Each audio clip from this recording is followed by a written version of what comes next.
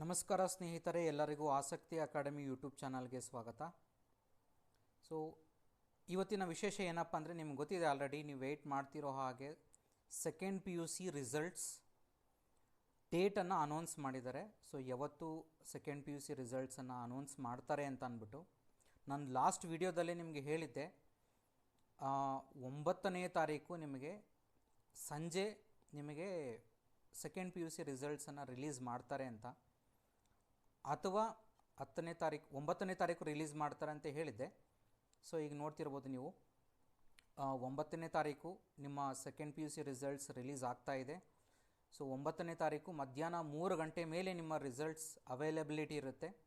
So ಯಾವ ವೆಬ್ಸೈಟಲ್ಲಿ ನೀವು ಆ ರಿಸಲ್ಟ್ಸನ್ನು ನೋಡಬಹುದು.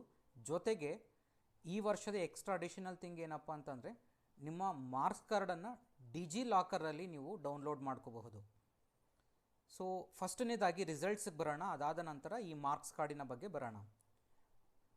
ಮೊದಲು ನನ್ನ ಚಾನಲ್ಗೆ ನೀವು ಹೊಸಬರಾಗಿರೋ ದಯವಿಟ್ಟು ನನ್ನ ಚಾನಲ್ನ ಸಬ್ಸ್ಕ್ರೈಬ್ ಮಾಡ್ಕೊಳ್ಳಿ, ಹಾಗೆ ವಿಡಿಯೋನ ಲೈಕ್ ಮಾಡಿ, ಎಲ್ಲರಿಗೂ ಶೇರ್ ಮಾಡಿ.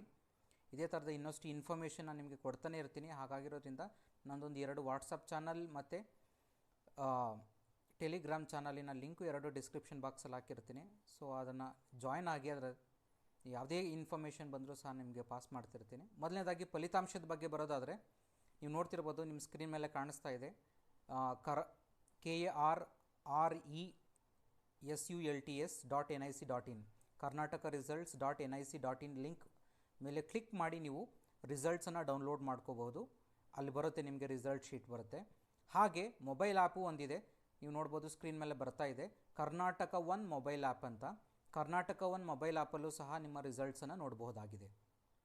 ಅದು ಅಲ್ಲದೆ ನೀವು ರಿಜಿಸ್ಟರ್ಡ್ ಮೊಬೈಲ್ ನಂಬರಿಂದ ನೀವು SMS ಮುಖಾಂತರವಾಗಿ ಸಹ ನಿಮಗೆ ರಿಸಲ್ಟ್ಸನ್ನು ಕಳಿಸ್ತಾರೆ. ಆಟೋಮೆಟಿಕಲಿ ಇದು ಬರುತ್ತೆ, ನಿಮ್ಮ ರಿಜಿಸ್ಟರ್ಡ್ ನಂಬರ್ ಏನು ಮೊಬೈಲ್ ನಂಬರ್ ಇರುತ್ತೆ ಅದರಲ್ಲಿ ನಿಮಗೆ SMS ಬರುತ್ತೆ ನಿಮಗೆ. ಸೊ ಈ 3 ವೇನಲ್ಲಿ ನಿಮಗೆ ರಿಸಲ್ಟ್ ಸಿಗುತ್ತೆ.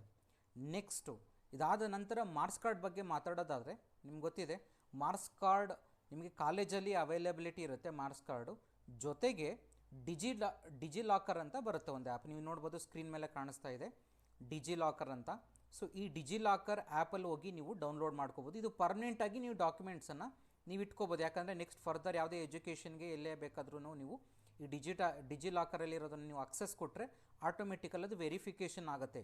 ಸೊ ಡಿಜಿಲಾಕರ್ ಬಂದು ನಿಮಗೆ ಅಫಿಷಿಯಲ್ ಆಗಿರುವಂತಹ ಅದು ಒಂದು ನಿಮಗೆ ಗೌರ್ಮೆಂಟಿನ ಆ್ಯಪ್ ಅದು. ಸೊ ಅದರಲ್ಲಿ ನೀವು ಎಲ್ಲ ಡಾಕ್ಯುಮೆಂಟ್ಸನ್ನು ಸೇವ್ ಮಾಡ್ಕೋಬೋದು.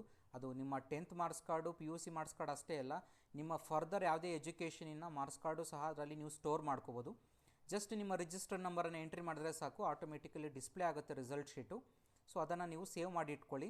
ಅಷ್ಟೇ ಅಲ್ಲ, ನೀವು ಎಷ್ಟು ತುಂಬ ಡಾಕ್ಯುಮೆಂಟ್ಸನ್ನು ಅದನ್ನು ಸೇವ್ ಮಾಡಿ ಇಟ್ಕೋಬೋದು.